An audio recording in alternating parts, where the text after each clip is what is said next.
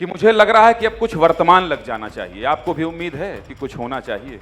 2 पद खाली। मैं वर्तमान कल भी था, वर्तमान आज भी हूँ और आगे क्या होगा वो सबको मालूम है।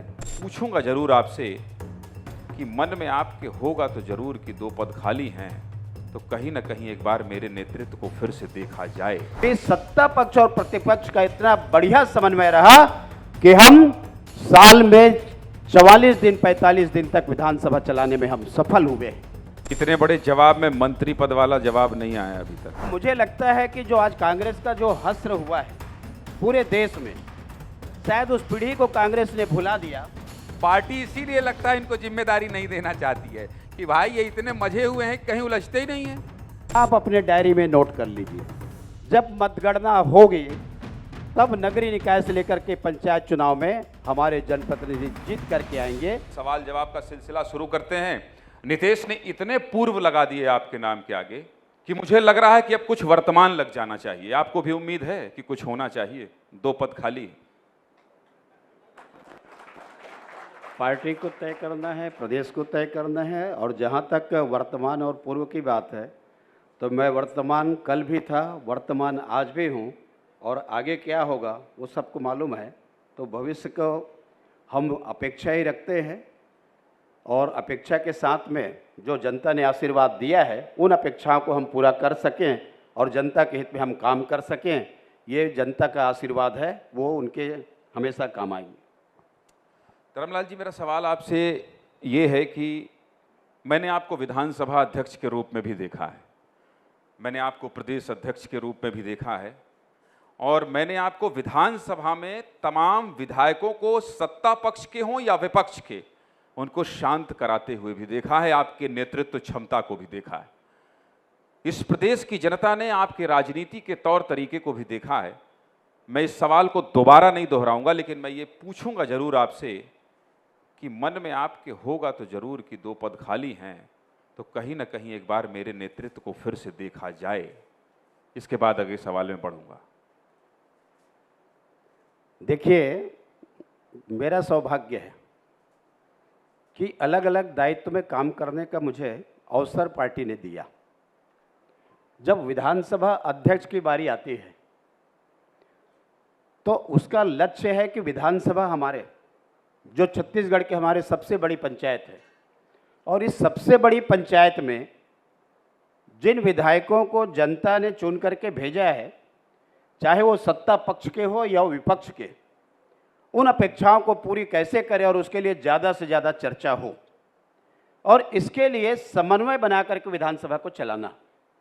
और एक अध्यक्ष के नाते मैंने प्रयास किया कि ज़्यादा से ज़्यादा बैठकें होनी चाहिए, और मुझे कहने में बहुत अच्छा लग रहा है कि विधानसभा अध्यक्ष के कार्यकाल में सबसे अधिक अवधि की यदि बैठकें हुई है तो उसके लिए मैं पार्टी को भी धन्यवाद देता हूं, प्रतिपक्ष को भी धन्यवाद देता हूं कि सत्ता पक्ष और प्रतिपक्ष का इतना बढ़िया समन्वय रहा कि हम साल में 44 दिन 45 दिन तक विधानसभा चलाने में हम सफल हुए हैं।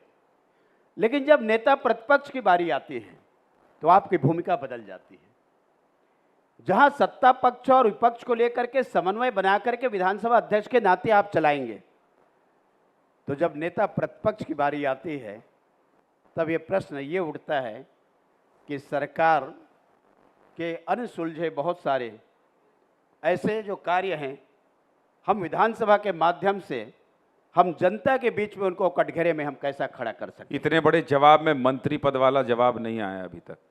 यकीन मानिए वो नहीं आएगा, इसलिए आगे बढ़ते हैं। धर्मलाल जी इतने पुराने, इतने वरिष्ठ नेता हैं कि उनको जो बोलना होगा वही बोलेंगे, लेकिन एक विपक्ष का ये कहना, विपक्ष का ऐसा आरोप है जो मुझे लगता है आपसे पूछ लेना चाहिए बिलासपुर की इस धरती में। कांग्रेस के लोग कहते हैं कि पुराने लोगों को बीजेपी ने साइड कर दिया है और पुराने लोगों जो है उनको बहुत तरजीह नहीं दी जा रही है। नए नए लोग अगले 10 साल या 15 साल की राजनीति में जो सक्रिय रह सकते हैं उन्हें मौका दिया जा रहा है। कहीं ऐसा तो नहीं है कि आपको पुराने लोग मान लिया गया है? मुझे ऐसा लगता है कि हमारे कांग्रेस के मित्रों को और साथियों को उनके खुद के पार्टी में जो उनका हाल हम देख रहे हैं, और शायद उनका जो अनुभव इस बात को इंगित कर रही है कि कांग्रेस में पुराने लोगों के क्या हाल है। और मुझे लगता है कि जो आज कांग्रेस का जो हश्र हुआ है पूरे देश में, शायद उस पीढ़ी को कांग्रेस ने भुला दिया जिनके कारण 50 साल तक उन्होंने, चाहे केंद्र में हो चाहे राज्य में सरकार बनी, उसमें काम करने का अवसर मिला। लेकिन जो पीढ़ी की बात कर रहे हैं आज भी, यदि मैं कहूँ तो जो युवा मोर्चा के कार्य हम लोग जो किए, और आज वही युवा मोर्चा के जो टीम है आज पूरे प्रदेश में जहाँ संगठन में हो और सरकार में हो, तो कमोबेश में वही लोग काम कर रहे हैं। कल जो युवा मोर्चा के कार्यकर्ता के रूप में जिनको काम करने का अवसर मिला, तो हमारे पार्टी में एक अच्छी पद्धति है, सतत रूप से परिवर्तन, सतत रूप से विकास। और आपकी पार्टी में अनुशासन भी बहुत ज्यादा है। आप इतने अनुशासित सिपाही हैं कि मैं हार मान रहा हूं और बैकफुट पर जा रहा हूं। 3 सवाल के बाद भी मंत्री पद की चाहत का जवाब अभी तक नहीं निकला है, इसलिए मुझे लगता है कि अब आगे बढ़ना चाहिए और मैं खुद जो है ओवरटेक कर लेता हूं और आगे बढ़ जाता हूं। अब सवाल बिलासपुर को लेकर भी करूंगा, लेकिन आप इतनी तल्लीनता से सुन रहे थे अमर अग्रवाल जी को, वो आपको बिना सुने ही चले गए। दोस्ती बरकरार है, ठीक ठाक मधुर संबंध है, कुछ गड़बड़ है? देखिए, जहाँ तक और सुनने की बात नहीं है, मेरे बाद में और वक्त आएंगे और मैं अपनी बात रख करके चला जाऊंगा। इसलिए चला जाऊंगा कि मेरा कार्यक्रम पूर्व निर्धारित है, उनका कार्यक्रम पूर्व निर्धारित है। चूँकि दीप प्रज्वलित करना है, आप चाह रहे थे कि हम सब एक साथ आ जाएं, आपके आग्रह को हम लोगों ने स्वीकार किया और सब दीप प्रज्वलित करके, चाहे यहाँ सत्ता पक्ष के हो प्रतिपक्ष के जनप्रतिनिधि हो, हम दीप प्रज्वलन में सब एक साथ आपके आग्रह पर रहे। लेकिन आप ये सोचेंगे तो आपको ही बैठना पड़ेगा 5 बजे 6 बजे तक, लेकिन हमारे वक्ता आते जाएंगे, अपनी बात रखेंगे और यहाँ से विदा लेंगे। देखिए, इसमें भी ये टाल गए, मानना पड़ेगा।